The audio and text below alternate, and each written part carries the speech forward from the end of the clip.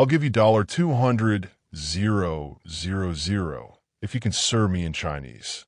That's what the billionaire said, in a packed restaurant, loud enough for everyone to hear. He thought he was about to embarrass a waiter. He had no idea that waiter spoke 9 languages. And by the end of the night, the billionaire would be the one exposed. What happened next wasn't just a comeback. It was a complete power shift. Because the waiter he mocked, single father, top international language scholar, rejected from a global fellowship, because someone else's father made a phone call, and that someone was sitting at the table. If you think this is just a rich man gets humbled story, wait until you see what happens in the boardroom.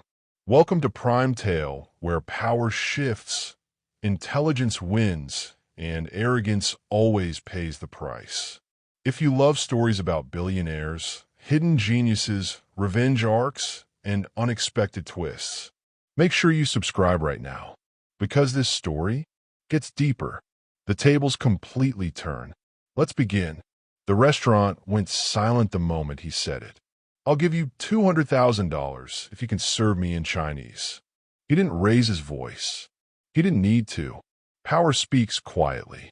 The chandelier light reflected off his watch, the kind that costs more than most people's yearly salaries. His suit was tailored within an inch of perfection. The private dining room held investors, executives, and one assistant nervously holding an iPad. And standing across from him, a waiter, mid-30s, calm posture, slightly worn shoes, no wedding ring, single father. No one knew that part. The billionaire leaned back in his velvet chair, lifting his black card between 2 fingers like a magician about to perform a trick. Go ahead, he added, smirking. Impress me. A few people chuckled. One man pulled out his phone. The waiter felt the heat rise behind his ears. Not anger, memory, because this wasn't the first time someone assumed he was small. He inhaled slowly. Would you prefer still or sparkling water, sir? He asked in steady English. The billionaire laughed softly. No, I said in Chinese. The assistant looked uncomfortable now. Someone whispered, this is going to be bad. The waiter straightened his apron. And then, without warning, he responded, eh. The accent was precise, controlled, effortless. The room froze. One of the executives blinked. The billionaire's smirk hesitated, but he recovered quickly. Memorized line, he muttered. Anyone can practice one sentence. The waiter nodded politely, then continued. Fluent Mandarin, clear tones, complex structure, not rehearsed conversational. The billionaire's assistant slowly lowered her iPad. A man at the table who had lived in Beijing for 5 years suddenly sat upright. That's not memorized, he whispered. The billionaire's jaw tightened. All right, he said. Try Cantonese. The waiter switched instantly. No pause. No stumble. The investor from Hong Kong choked on his drink. Silence again. But the waiter wasn't finished. He transitioned into Taiwanese, Hokkien casual, natural, the rhythm of someone who had lived it.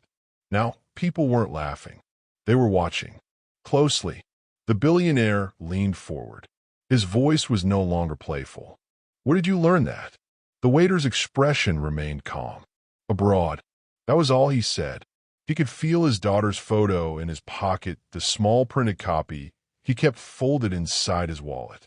She liked when he told her bedtime stories in different languages. She giggled when he switched accents. He didn't learn languages for applause. He learned them to survive. The billionaire drummed his fingers against the table.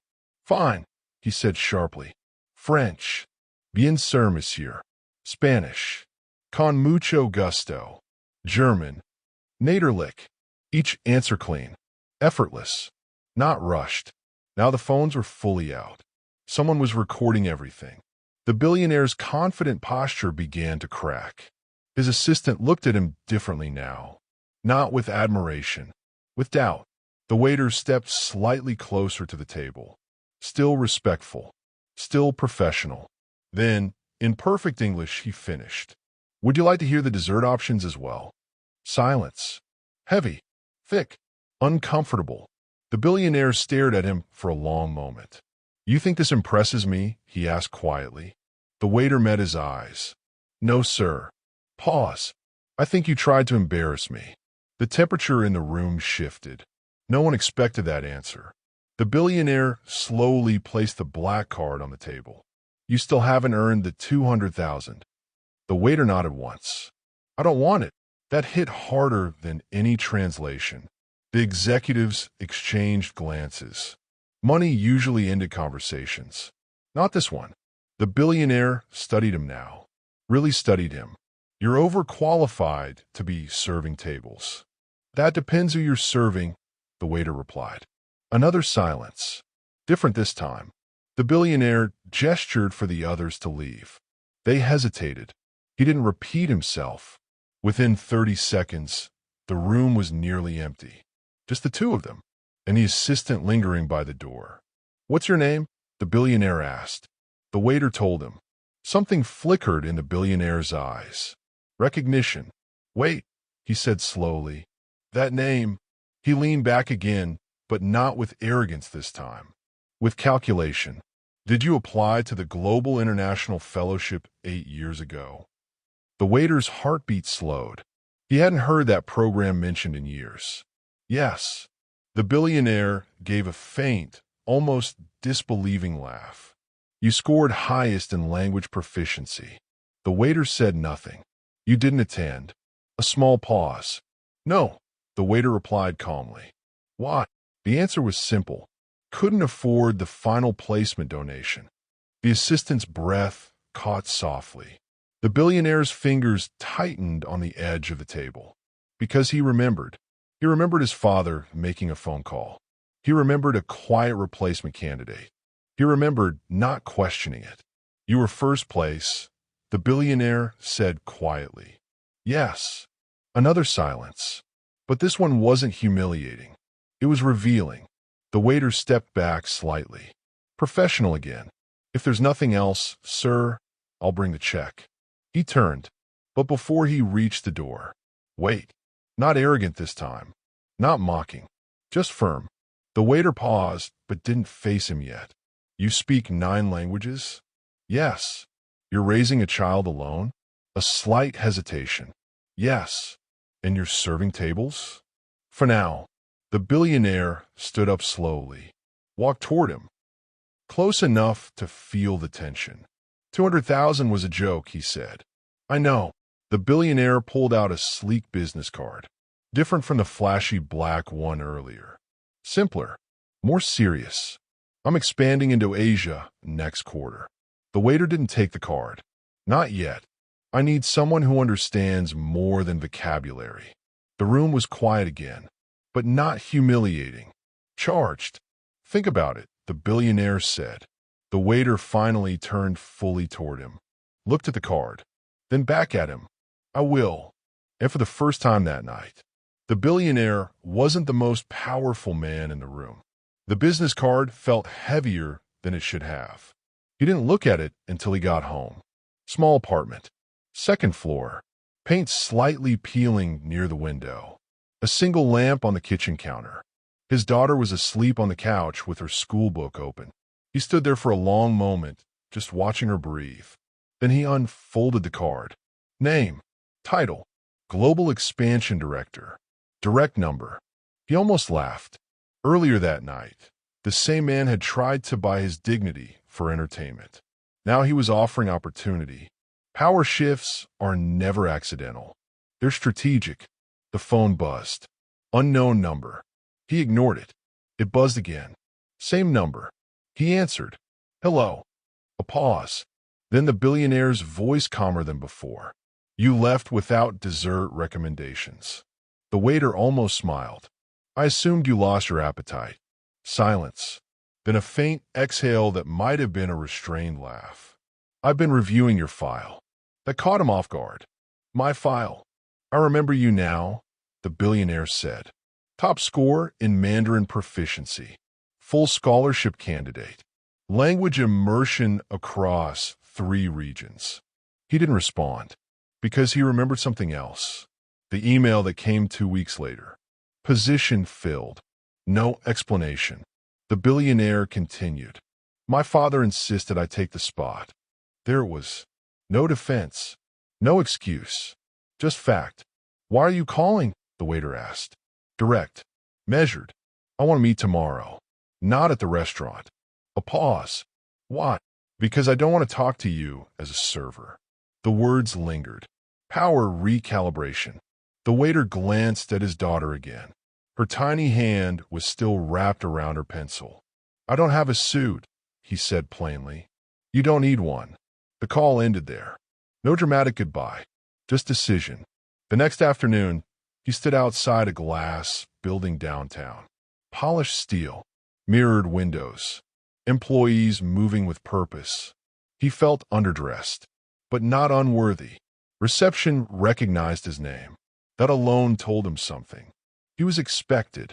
The billionaire waited in a conference room overlooking the city skyline. No smirk this time. No audience.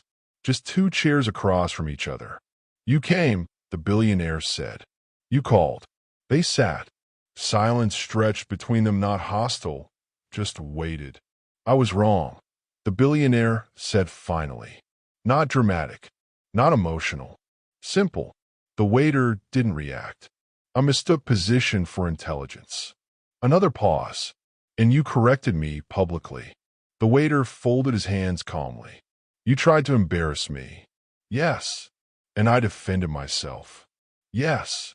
The billionaire nodded once. Fair. There was something different about him now. Less performance. More awareness. He slid a tablet across the table. Market reports. Asia expansion plans. Failed negotiations. Language missteps. Cultural errors that cost millions.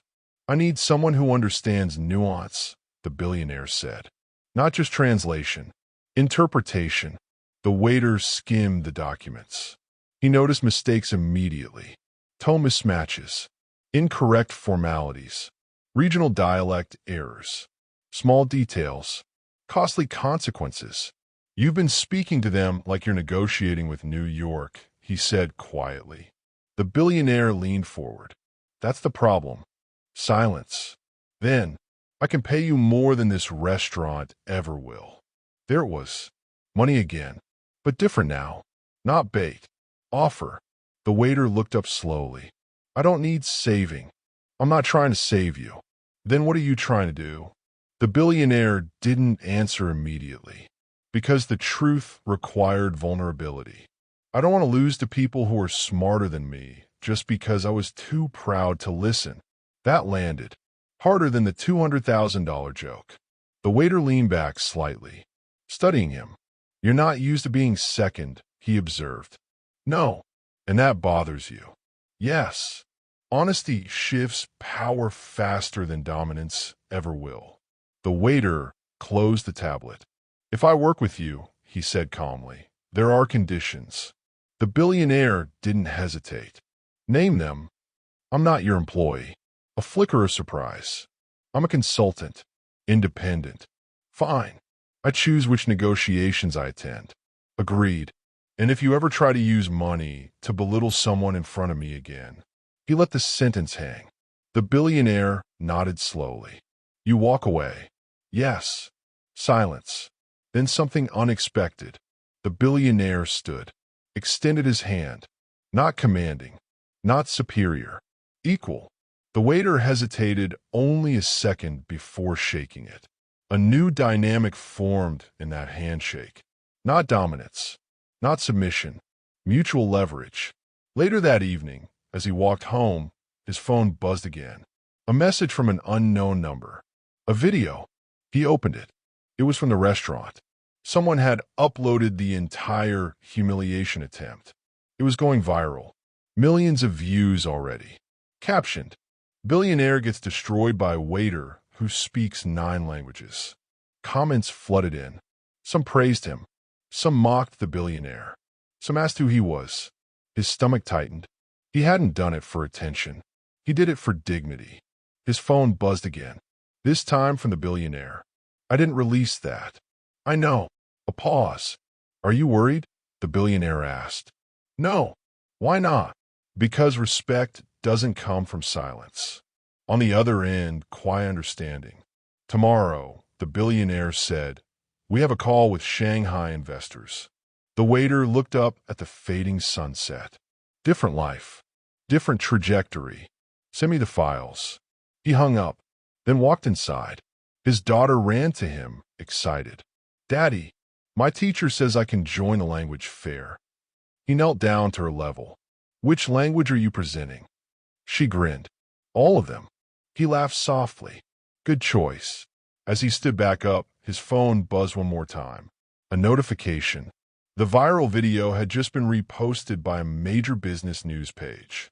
The headline read, Unknown waiter outperforms billionaire in stunning public exchange. He stared at it for a moment. Unknown. Not for long. Power doesn't always arrive loudly. Sometimes it speaks calmly. In 9 languages. The Shanghai call started at 6 a.m. He was already awake. Coffee steaming beside his laptop. Notes neatly arranged. Investor profiles memorized.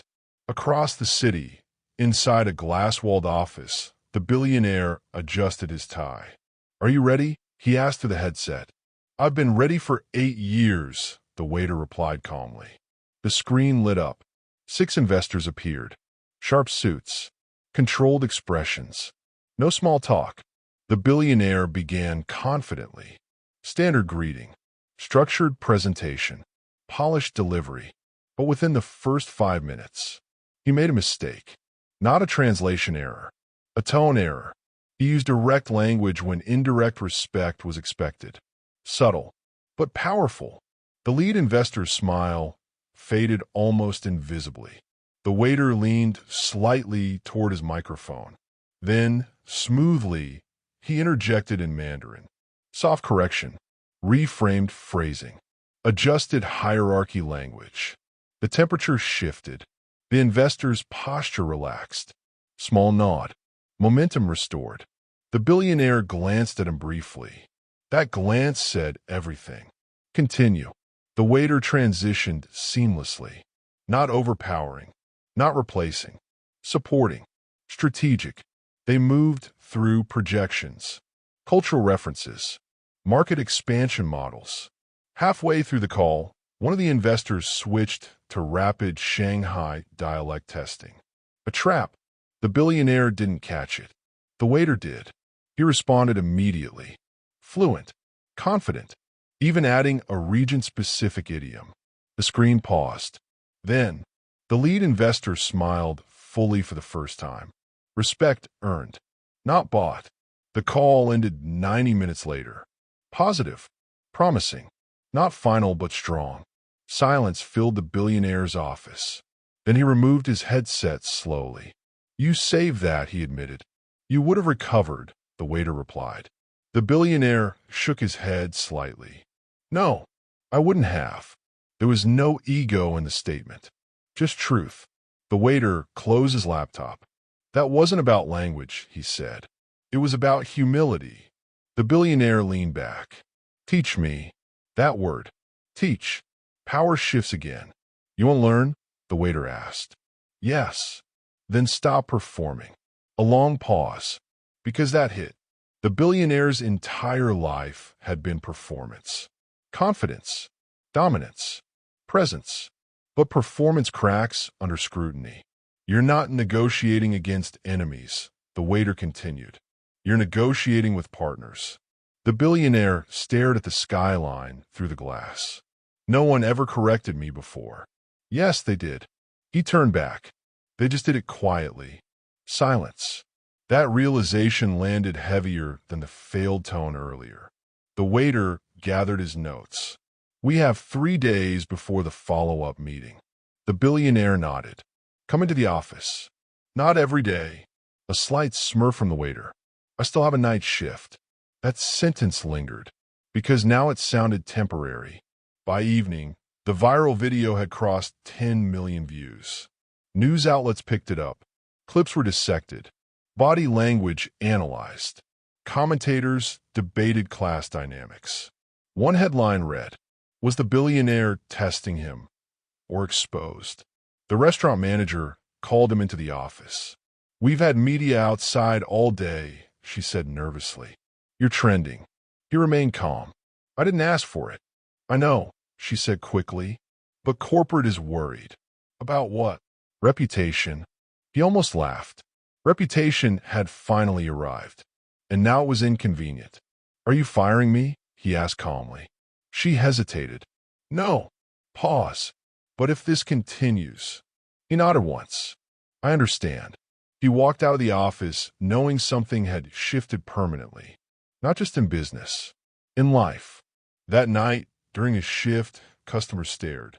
Some whispered. Some asked for photos. One teenager approached nervously. "Can you say something in Japanese?" He obliged politely. The restaurant wasn't a workplace anymore. It was a stage, and he hated stages. He preferred quiet competence. Near closing time, the billionaire walked in. Not privately, not arrogantly, just walked in. Conversation stopped. Phones lifted again. The billionaire ignored them. He walked directly to the waiter. "I'd like a table," he said calmly. The waiter didn't smile. "Of course." He seated him in the main dining area, not the private room. Equal ground. When he returned with water, the billionaire spoke quietly. "I've scheduled media interviews." The waiter stiffened slightly. "You're not obligated," the billionaire added quickly. "But this could change your trajectory." He set the glass down carefully. "I don't want fame." "It's not about fame." "It looks like it." Silence. Then something unexpected. "I owe you more than a job offer," the billionaire said. "For what?" "For taking the hit publicly." The waiter studied him. "You took the hit." "Yes." "And you survived it." Another pause. The billionaire leaned forward slightly. "You exposed something in me." The waiter waited. Arrogance that cost people opportunities. There was again. Honesty. Rare. Powerful. "And what are you going to do about it?" the waiter asked. "Change." Simple word. Difficult action. The waiter straightened. "If you really want to change," he said quietly, "then stop trying to fix what happened 8 years ago." The billionaire blinked. "You can't undo it." Silence. "But you can stop repeating it." That sentence hung between them like a contract. Outside, reporters gathered. Cameras ready. Lights bright. Inside, 2 men sat across from each other. No longer adversaries. Not quite partners. Something in between. Mutual accountability. The billionaire stood first. "Tomorrow," he said, "we meet the investors in person." The waiter nodded slowly. Different battlefield. Higher stakes. As the billionaire walked toward the exit, flashes exploded outside the glass doors.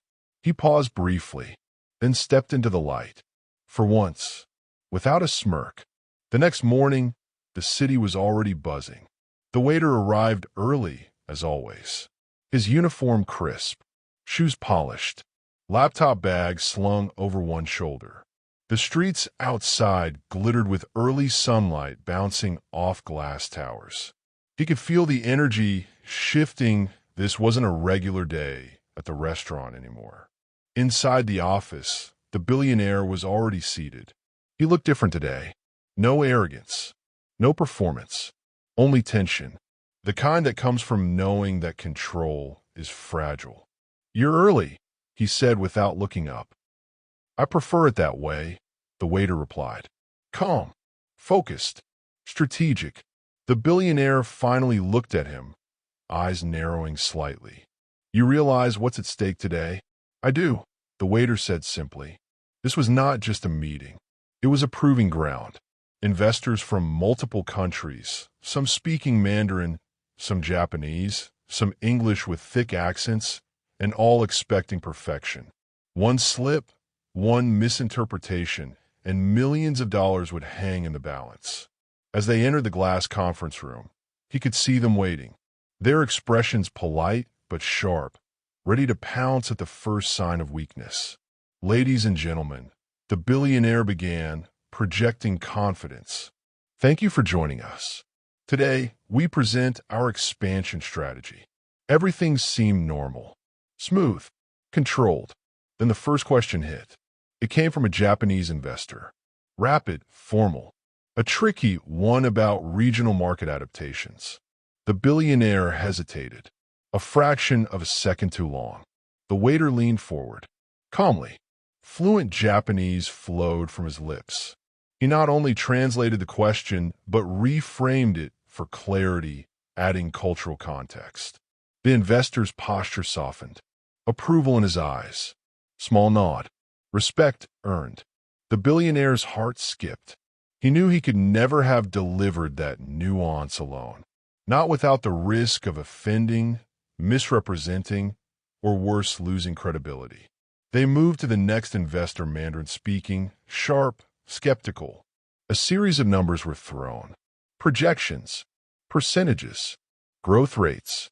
Again, the waiter corrected subtle miscalculations, adjusted tone, explained idioms that the billionaire had misused, and even added strategic phrasing that gave the company an edge in perception. By the middle of the meeting, the billionaire realized something he hadn't acknowledged before. This waiter was not just talented. He was indispensable, and he wasn't being servile. He was commanding authority quietly. The investors noticed. They whispered. They glanced at each other. A subtle shift in dynamics. The billionaire noticed that too. Their attention was no longer on him. It was on the waiter. The billionaire's own confidence began to waver. He had walked into this meeting expecting to lead. Now he was a participant in someone else's orchestration. Minutes passed. Questions came faster, harder. Negotiations tight, subtle, and high stakes. Every time, the waiter intercepted with precision. Languages switched fluidly. Mandarin to Japanese, to English, to German, to French. Investors' skepticism dissolved. Respect grew. Questions were answered before they were fully asked. The billionaire, normally the center of power, now felt the strange sensation of observation being outpaced, outsmarted, outperformed.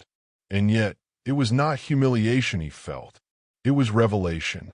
The realization that true influence did not require dominance. It required understanding, awareness, execution. Finally, the lead investor leaned back, smiling. Remarkable, he said. I've never seen a team handle such complexity with this level of nuance. The billionaire swallowed. That team was essentially just one man guiding him. The waiter's calm smile never wavered. Eyes focused, composed, unshakable. When the meeting concluded, the investors stood, nodding, shaking hands. Praises were given. Contracts hinted at. Opportunities revealed. The billionaire exhaled deeply, almost shaking from the pressure release. You changed the outcome, he said quietly, once the investors left. The waiter shrugged. I didn't change anything. I just made sure facts were clear. Facts, the billionaire muttered. You've changed more than facts. You've changed me. They left the conference room together. Outside, the city roared with life. Commuters moving, cars honking, markets ticking. Inside, the billionaire and the waiter shared an unspoken understanding. Balance of power was no longer about who commanded attention, it was about who commanded comprehension. Later that evening, the waiter returned home. His daughter ran into the room, laughing. Daddy, did you win? He smiled. We did. Her innocent grin contrasted with the cutthroat world he'd just navigated. The billionaire's offer, the viral video, the public humiliation, all of it had led to this moment. Respect, recognition, control regained, but in a completely new form.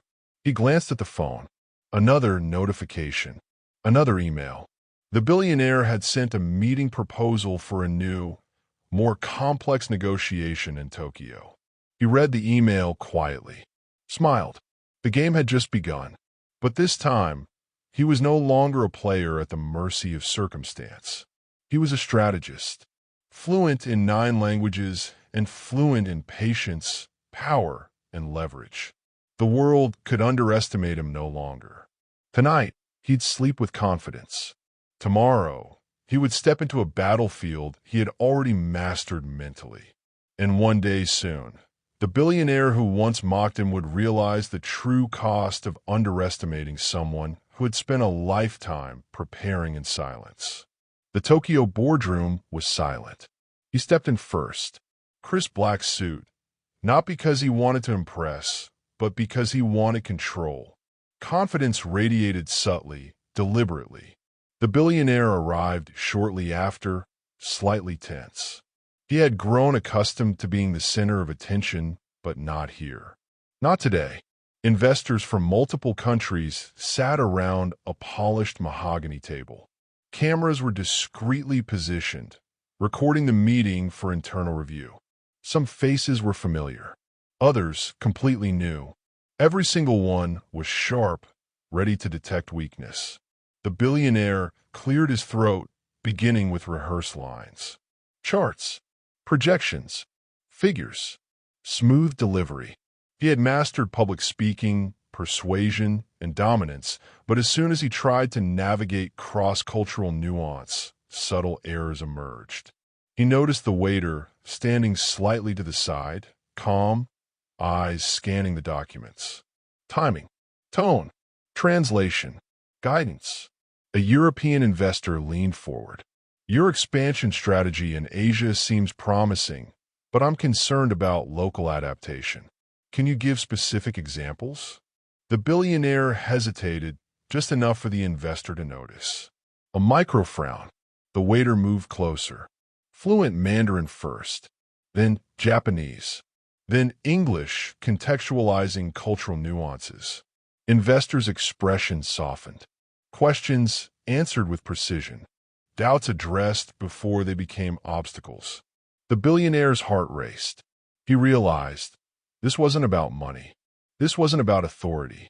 This was about comprehension, about trust, about someone who could articulate complexity to make it digestible for global minds. By the second hour, the dynamics in the room had shifted entirely.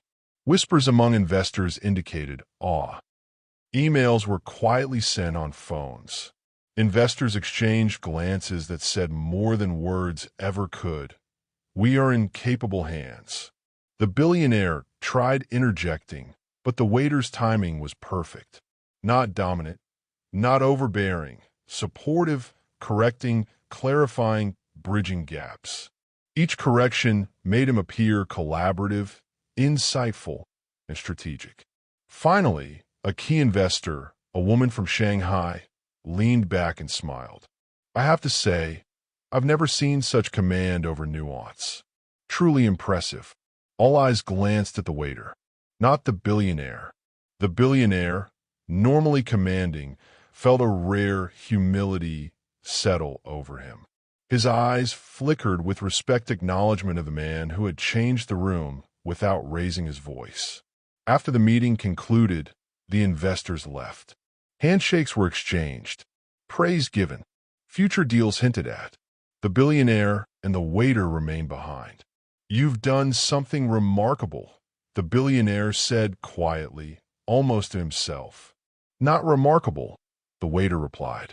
Calm, collected, expected, prepared. The billionaire swallowed. You've outperformed me in every meaningful way. You didn't just save the meeting, you changed the perception of this company. Perception is fragile, the waiter said. Competence is permanent. There it was, the truth that had taken years to internalize. The billionaire exhaled, slowly. I misjudged you. I mocked you publicly. I assumed you were inferior. I underestimated you. The waiter's expression did not waver. And yet here we are. For the first time in years, the billionaire understood power isn't about money. Influence isn't about titles. Respect isn't earned by fear. It is commanded by skill, patience, and integrity. He handed the billionaire a folder with suggested expansion plans, market corrections, and cultural insights. not as a subordinate, not as an employee, as a strategist. "You'll need this," he said simply. The billionaire nodded. Silence hung in the air, not awkward, heavy with realization. Later that night, the waiter returned home. The apartment was quiet, his daughter asleep, her drawings scattered across the table. He sat beside her, taking a deep breath. He had survived public humiliation, exposure, and power games. He had not only endured, but he had emerged stronger, more in control, more capable, more respected. The phone buzzed. Another email. Another request from the billionaire. "We need your expertise for negotiations in Europe next month." He smiled faintly. He didn't need money. He didn't need recognition. What he needed was leverage, and finally, he had it. And the billionaire? He had learned the hardest lesson of all. Never underestimate someone who has spent a lifetime preparing quietly, mastering skills while others mocked, belittled, or ignored him. In that moment, the waiter realized his life had shifted irreversibly. He was no longer just a server, no longer just a single father scraping by. He was a strategist, a negotiator, a force that even the world's richest men had to respect. Power had changed sides. The lesson had been taught. The billionaire now knew.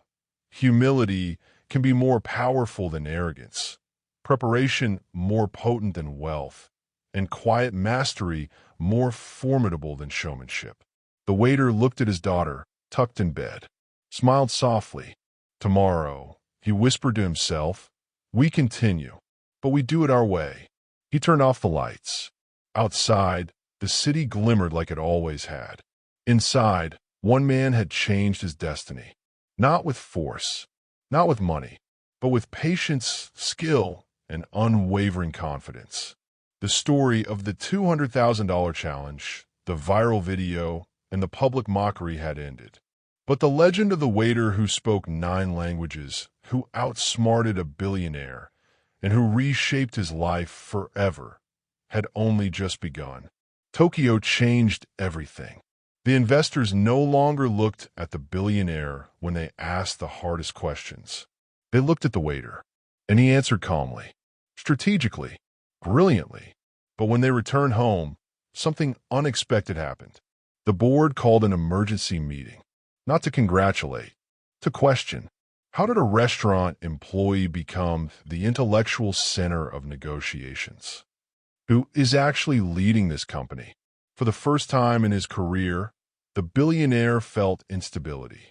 Not financial instability, identity instability. That night, he reviewed old files, old fellowship rankings, old rejection letters, old internal memos. And there it was, the truth. He had not merely donated. His father had quietly influenced the selection committee years ago. The waiter had been ranked first. The billionaire had been placed second. But politics rearranged it. The billionaire sat in silence. All these years, he believed he earned it. He did work hard, but someone else had been more deserving. The next morning, he called the waiter into his office, not to offer him something, but to confess. He told him everything. The interference, the influence, the ranking. The room went quiet. The waiter did not look angry. He looked relieved. "I always wondered," he said softly. The billionaire expected resentment. Instead, he received grace. "I built my life differently because of that rejection," the waiter continued. "If I had gone, I would not have my daughter. I would not have learned humility." The billionaire's throat tightened. But the twist wasn't over. That same afternoon, a financial news outlet released a story. Headline: Did global tech's founder benefit from elite program manipulation? The leak came from inside the board. Stocks trembled.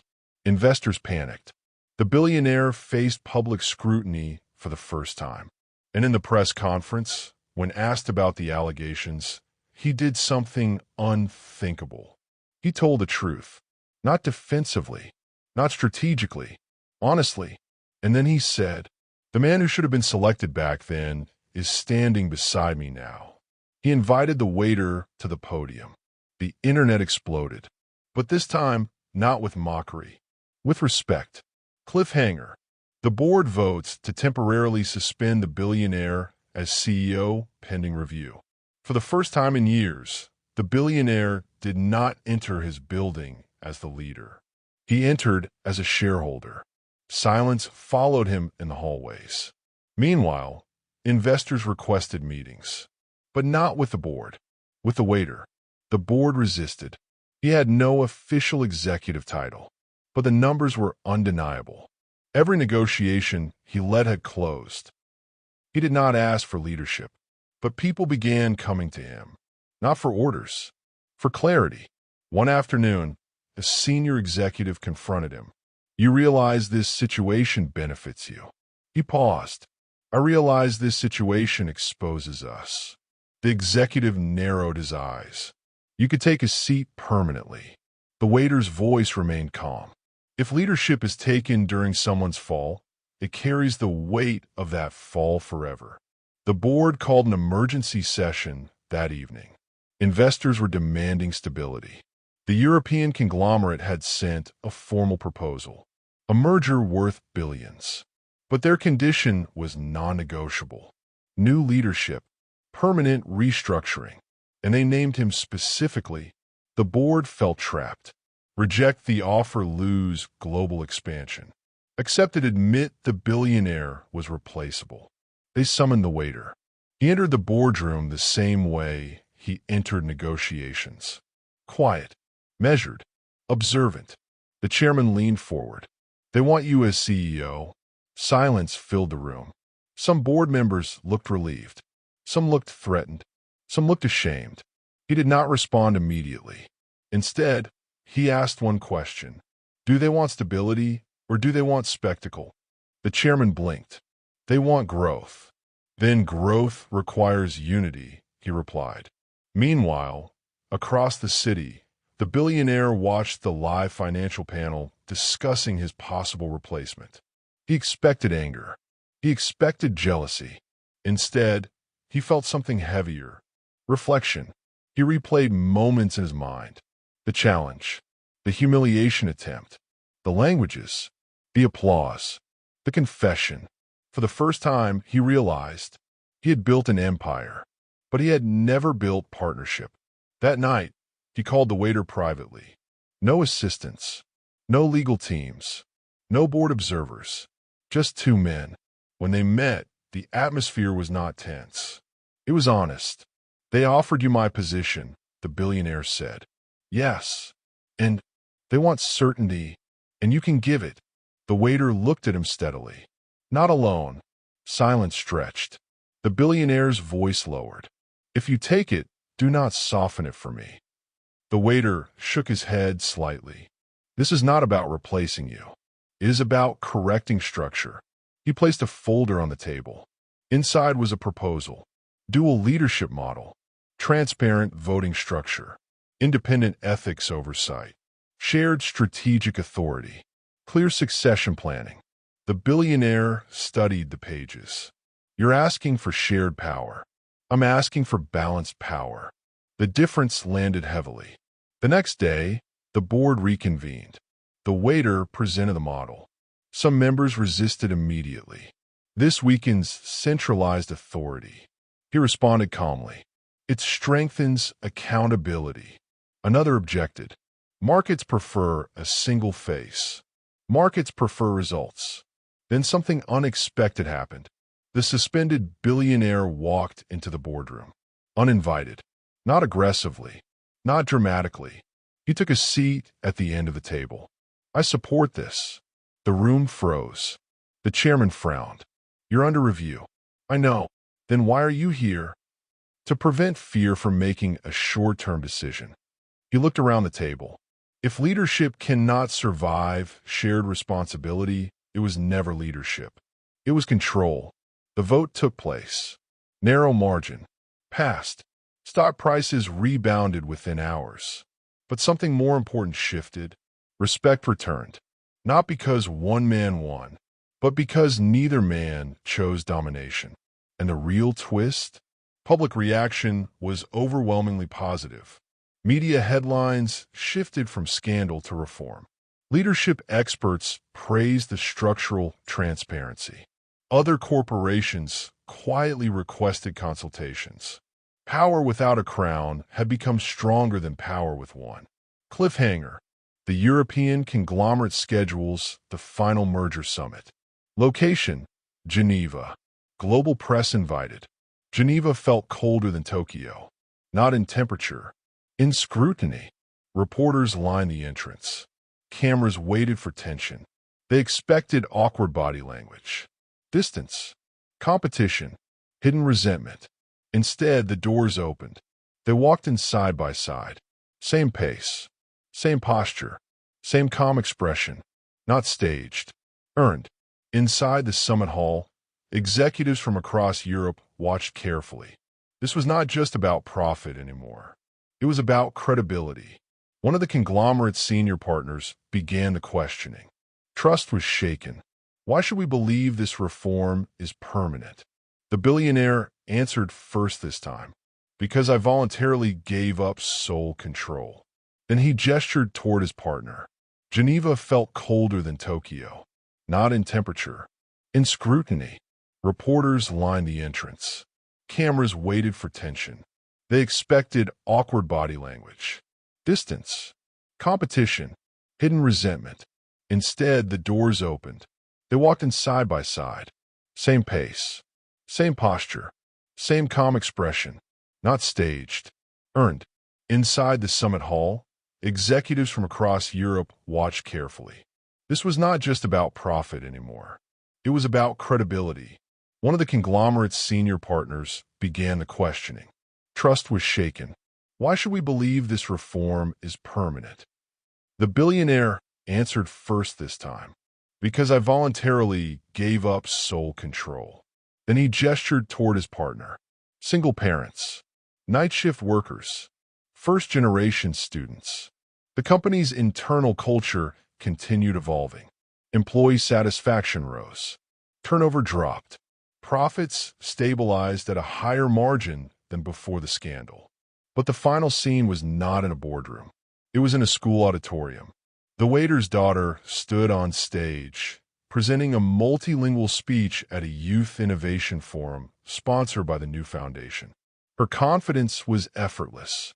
Her voice steady. In the back row, two men sat quietly. No spotlight. No introduction. When she finished, the applause filled the room. The billionaire clapped first. The waiter watched his daughter with a calm pride that needed no validation. After the event, she ran toward them. Did I pronounce the German correctly? She asked. Perfectly, they answered together.